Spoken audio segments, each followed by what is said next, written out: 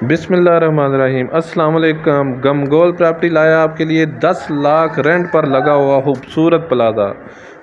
Basement plus 6 floor है, total 7 floor है इसके।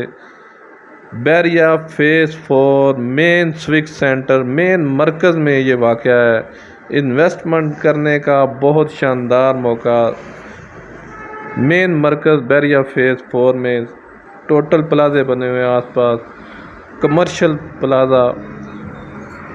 ये देखें आसपास बहुत ज़बरदस्त और बहुत शानदार, और मेन मरकज़ में ये वाक़या है। बहुत शानदार लोकेशन पे ये वाक़या है।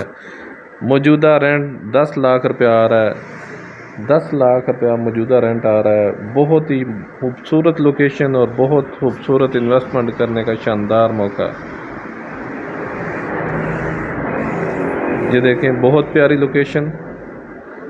और अगर डिमांड की बात की जाए तो उस हिसाब से मुनासिब डिमांड, मेन मरकज़ वाली जगह 25 करोड़ डिमांड है इसकी।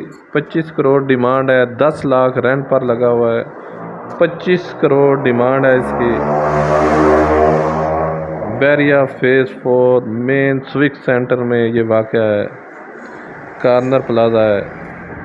25 करोड़ डिमांड है इसकी। मज़ीद हमारे चैनल को लाइक करें, शेयर करें, सब्सक्राइब करें, ताकि हर नई आने वाली वीडियो आप तक पहुंच सके।